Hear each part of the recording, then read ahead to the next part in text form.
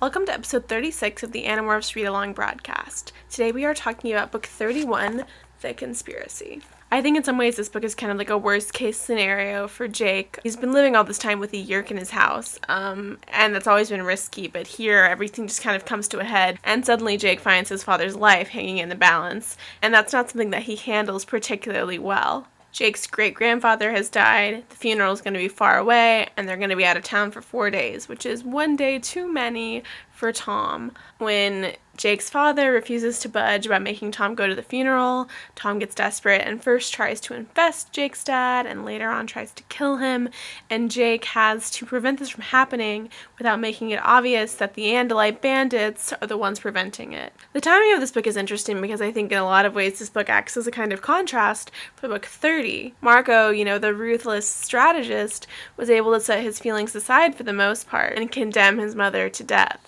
Jake, when confronted with the possibility of losing his father, pretty much loses the ability to think rationally. Jake's a great leader, but he's not without his blind spots, and there's kind of this tension running throughout the whole book. Is Jake still in charge? Because everyone's really starting to have their doubts. Jake kind of makes careless mistake after careless mistake after careless mistake in this book, and the group is getting really frustrated with him because, fair or not, they expect better from Jake. They have to think big picture. They don't have the luxury of putting their families first. The part where Axe is holding Chapman captive is particularly chilling, and in the wake of that we have this explosion of anger from Axe, and he actually even drops the prince in front of Jake's name. The reality is that saving Jake's father is a personal problem, and throughout this entire book they're doing these really extreme things that they've never done before and crossing all these lines. Jake has Axe essentially, psychologically torture this Yeerk, and Axe is furious. He's like, this is not the behavior of a warrior. Don't ever ask me to do something like this again, especially for personal reasons. There were times where I felt like the gang's lack of sympathy came off as a little harsh. But then again, last book they literally pushed Marco's mom off a cliff. So in contrast, Jake's desperate, reckless attempts to save his dad can come off as a little bit selfish. Jake definitely threw caution to the wind in this book. He was morphing out in public.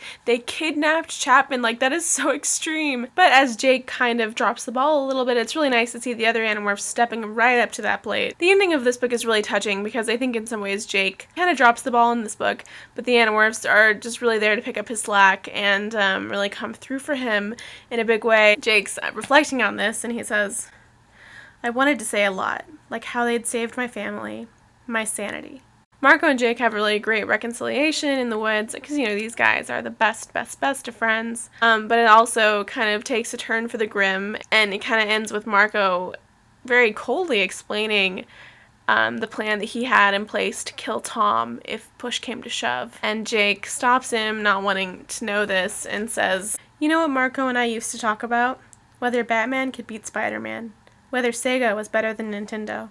Whether some girl would rather go out with him or me. And now, what are we anymore, Marco? What has happened to us? He didn't answer. I didn't expect him to. We both knew what had happened.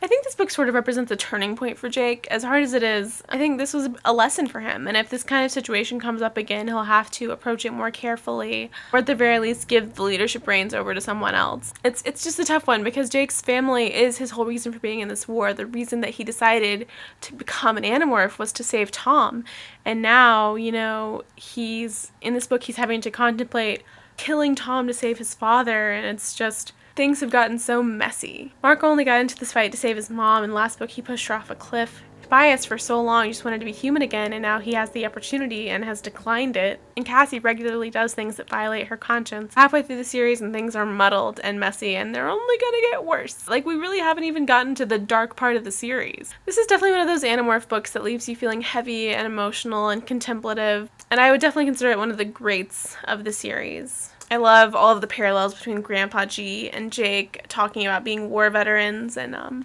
he said that a long time ago Grandpa G had told him, I see myself in you, Jake, you have an old soul, and Jake didn't understand it then, but now he gets it. And there's this talk of Grandpa G's medals, and Jake says, I know he was proud of being brave, proud of doing his best for his country, but I also know why the medals were in a pouch, in a footlocker, in an attic, kept far out of sight.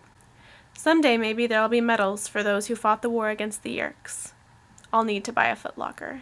It's heartbreaking to see that even though this war isn't over, or even close to being over, Jake can already see the damage that's being done to him and to his friends. Yeah, I think this book is very exciting plot-wise. It feels like in some ways this has been a long time coming, you know? There was inevitably going to be some sort of crisis with Tom, and so I think in that regard it was a very satisfying read. So yeah, those are all my thoughts about Animorphs number 31, The Conspiracy. Next book is book number 32, The Separation. If you want to keep up with this read-along, subscribe to this channel or follow me on Twitter, and I will see you on Thursday.